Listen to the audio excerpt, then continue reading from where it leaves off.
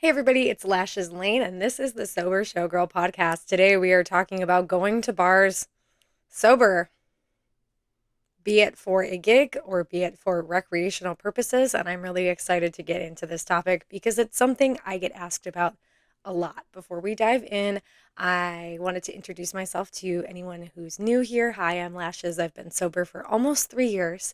Sobriety is the best thing I've ever done to myself. Done to myself, done for myself, done to myself, for myself, whatever. It's the best thing I've ever done. And I'm really happy to share this journey with you. I'm happy you're here. And if you are returning, welcome back. I'm happy you're here too. So let's dive into this topic together, guys.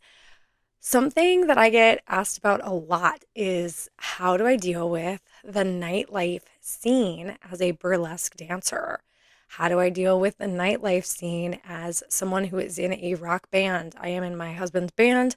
I go dance, I sing a song, and we play at a lot of bars. So, how do I do bar shows? How do I do shows where there's alcohol? How do I navigate that? I get asked about that a lot. And so I'm excited to finally sit down and chit chat with that about you guys. My experience is my experience. So it might not match your experience, but I hope it makes you feel less alone. And I hope that you guys enjoy this episode.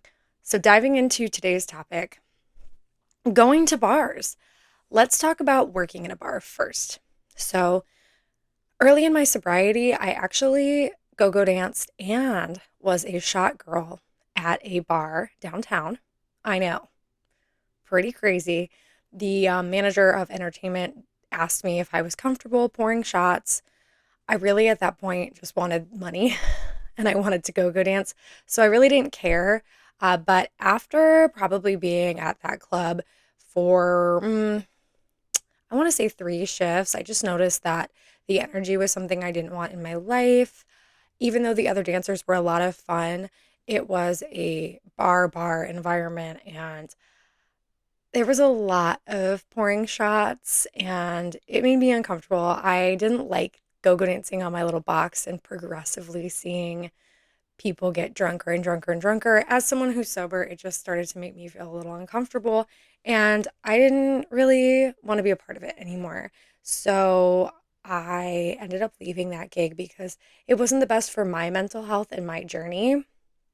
I know a lot of people who go dance regularly and they have to pour shots and do that kind of thing. And I just think for me, where I'm at right now, I'm really into being sober and getting people drunk is not really something that I want to do. So I did stop working there because even though it didn't make me personally want a drink, like it wasn't making me want alcohol, I didn't like assisting with getting other people inebriated, especially when I've had such bad experiences with alcohol. You never know like who you're giving that free shot to. So it didn't sit well with me and it wasn't really like something I wanted to continue with. So that was something that happened in my very, very early days of sobriety. And it was a choice that I had to make. So I made the choice that was best for me and I stopped doing that. I go dance with the band currently. That's my regular go gig. I go with Sid Stratton and I really feel comfortable in the environment being sober.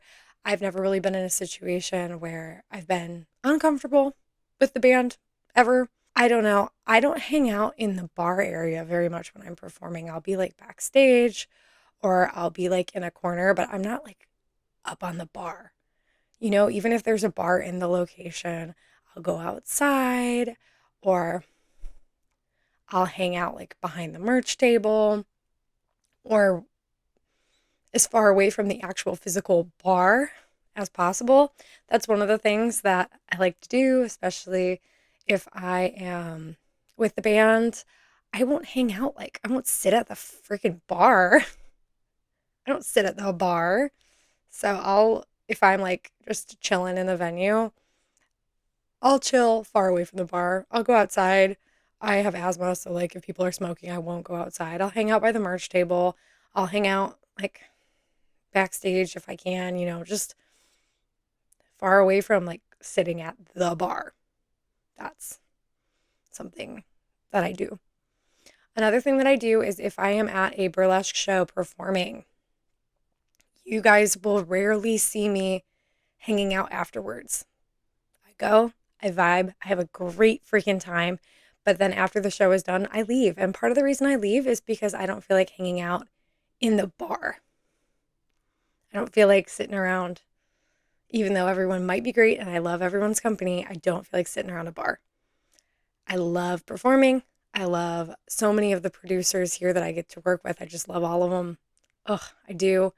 But I don't want to hang out while everyone drinks. So I will leave. I will hang out with everyone backstage. I will hang out with everyone before the show. But when the show's over and it's bar time, I'm out. And that's never been a problem. Everyone respects that.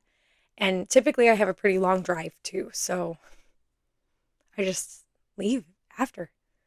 It's okay. When I am working, I am doing a task. I am a performer. I have my water bottle or my energy drink, and I am there to perform. I'm working, so I'm not thinking about drinking. Now, if you guys want to dive more into the topic of liquid courage, I do have a whole episode about liquid courage, but all I will say in this episode is we absolutely do not need alcohol to be good performers. And if you are sitting here thinking, how do I perform without alcohol? I'm here to tell you that alcohol is not what makes you an amazing performer. Alcohol is watering you down. You do not need that drink to be a freaking superstar.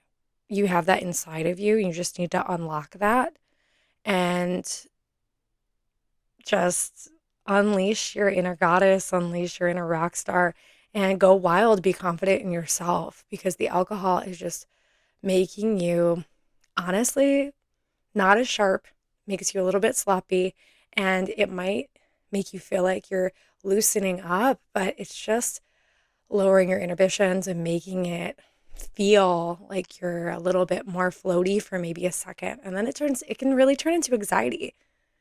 And it can make you feel way worse. So if you guys want to know more about liquid courage, definitely check out my episode about liquid courage. If you feel like you need a drink or you need something in your hands before a show, I highly recommend bringing a fun water bottle.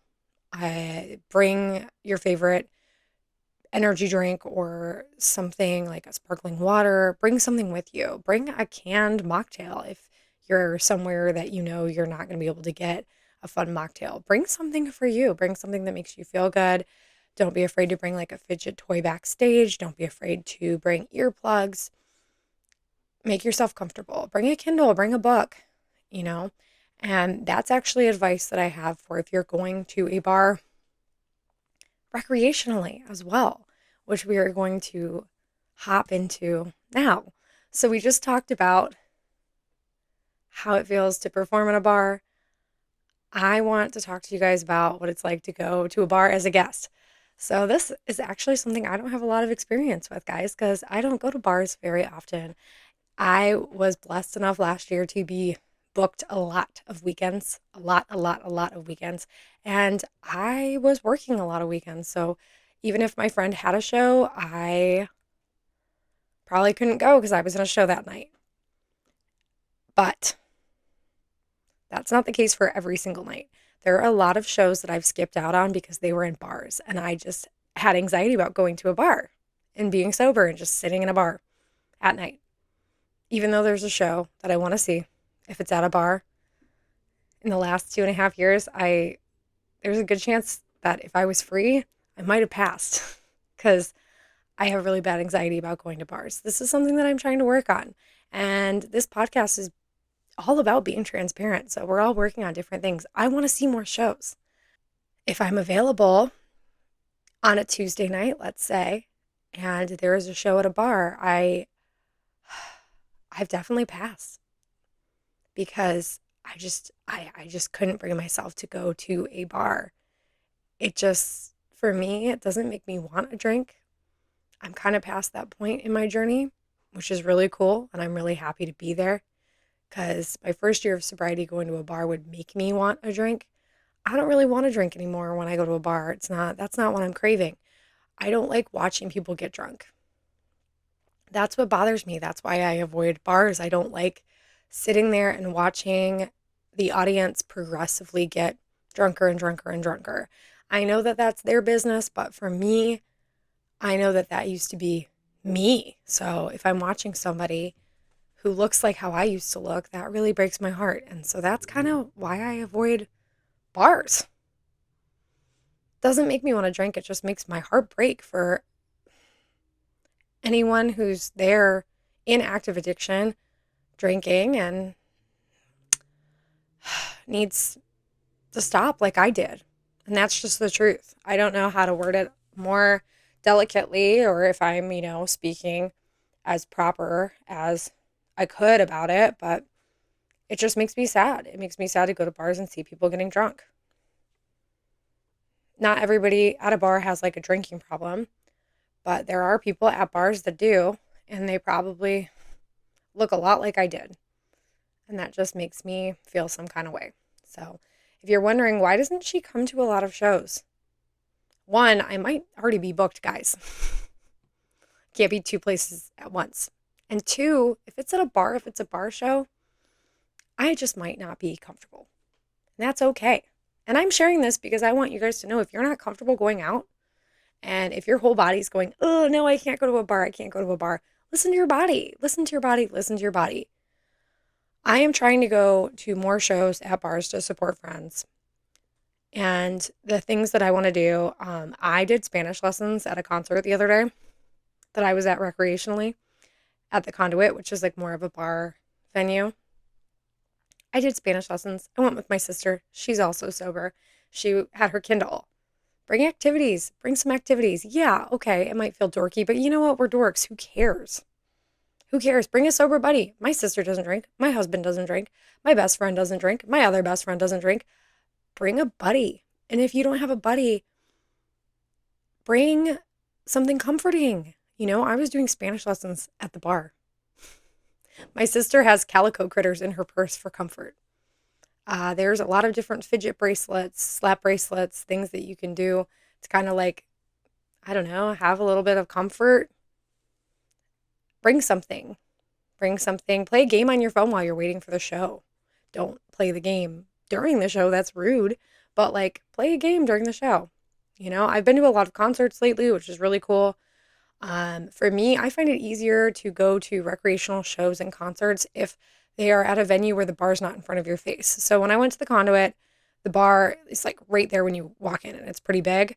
But we stood off to the side of the stage to watch the show and the bar wasn't like, we're right here. Hello. That makes it easier for me to kind of like tuck myself in a corner. That was fun. And then my husband and I went to see Falling in Reverse, Disturbed, and Plush at the Kia Center, which is like a big, it's one of the big arenas. There we go. And with the big arena shows, we went to our seats and then there wasn't like a bar in front of us. We were like in the nosebleeds. So if you wanted a drink, you'd have to like go walk and, find one for like $1 million, which obviously like we did not do because we are sober, but we did get coffee. But like there wasn't a bar right in front of us, so we weren't watching people getting smashed at the bar. That's the thing that makes me a little cuckoo. I don't like watching people get drunk. I don't think I've ever really talked about that before in other episodes. It makes me uncomfortable, guys. It makes my skin crawl. It makes me sad. It makes me just, I don't know, remember my past and remember what I looked like when I was drinking and when I needed help. So it might be different for you though. Maybe you don't want to go to a bar because you're having cravings. You're having really bad cravings and it's making you want a drink. If that's the case and you don't want to go to a bar because it's making you want to drink, that's how I felt my first year of sobriety. And I avoided bars. I didn't go to bars. It was my sister-in-law's 21st birthday and I didn't go. I didn't go because I didn't want to bar hop. Because I'm sober and that made me uncomfortable. Don't be afraid to just not go places. And if you're going to support the industry that you're in, and it's important to you to go to shows and they happen to be at bars, bring yourself tools to make you feel comfortable. It's all about doing what you're comfortable with. And you might never be comfortable to go to a bar. And let's say you want to go to a burlesque show or you want to go to a concert. Maybe the theater ones are more your thing. Maybe going to more of a theater style show is better for you because it's not like you're going to like a dive bar, it's a theater. Find what works for you. And if you're uncomfortable, it's okay to leave. It's okay to not go. It's okay to do what you're most comfortable with. What I am doing now is I'm giving myself a task. I'm going with a sober buddy, and I am just being present for the show and not sitting, if possible, by the bar. If you were going to a show at a bar and you feel like, oh God, I don't have anyone to go with, I would bring an activity. Do you and vibe with yourself until the show starts. And obviously put your electronics away, put your book away, put whatever activity you brought away when the show is happening, and then bring it back out when you're waiting for the next show. If it's like throughout the night.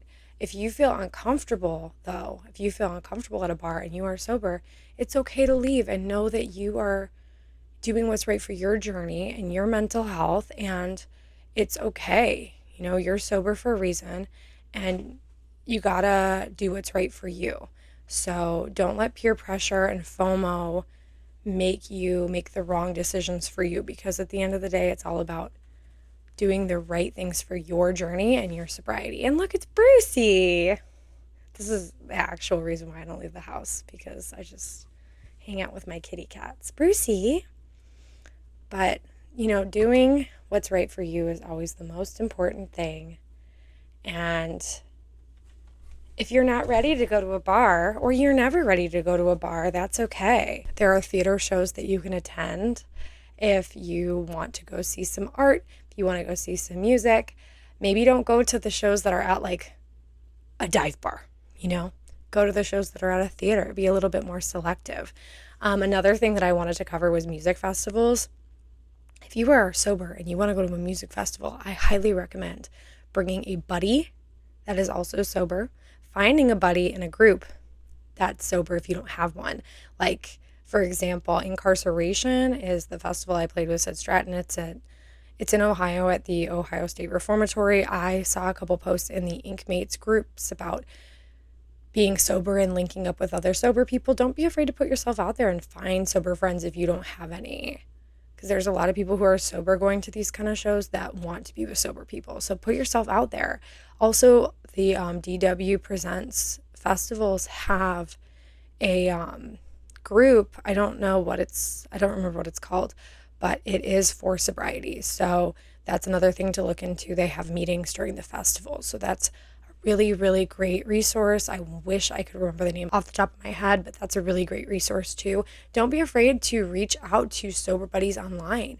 And, if you're going to a concert, most venues have bars, even if it's a theater, even if the bar's not right in your face, So just stay strong. Maybe order a mocktail. Don't be afraid to bring an activity. Go with a sober friend. Find a sober friend. And remember that we can still have fun and we can still do amazing things like go to shows sober. It's actually better because we remember the whole night, guys. We remember the whole thing. I might not be a big bar person. I don't go to bars recreationally. I am trying to go to more shows, and if they're in bars, pop in, have a mocktail, and then, leave after the show is over. That's my comfort level. Come for the show, leave after the show, and not really linger in the bar area, but I still want to, see my friends and support live art. If that's not where you're at, that's okay. It's okay. Be patient with yourself and just know that there's other venues to go to. There's theaters, there's other places, there's sober friends to link up with. So you can figure out what works best for you to be able to go to places that you want to go to. I know I keep saying this, but if you feel like you're not ready, just don't push yourself and don't feel bad. Don't feel guilty. This FOMO, fear of missing out thing, eats us up. I know I've passed on a couple events that have been at bars and I've been like, oh my God, I missed out on so much. You know what? I did the right choice for me in my journey. So be patient with yourself. Trust in yourself, trust in your gut, and do what's right for you on that day. Because day by day, things change. Don't ever feel pressure to do anything that you don't want to do that's not good for you in your day. I change day by day on my comfort level. We are sober. We are healing. Things are going to change day by day. If I am working at a bar, I have a task. Recreational gatherings are still something I struggle with if they are at bars. So we're all growing, we're all healing. And I just want to be transparent with where I'm at. And I hope that it helps you guys. I love you guys all so much. Trust in your journey. Wherever you're at, you're there for a reason. And we are growing. We are getting stronger every day, and we are healing. I hope that you like this episode. Don't be afraid to go explore the things that you love alcohol-free, because everything's better alcohol-free. Concerts are better. Shows are better. We are better. Till next week. Don't forget to like and subscribe. It was fun chatting with you guys. And if you have any topics you want me to chat about, definitely drop them in the comments. Love ya. Bye.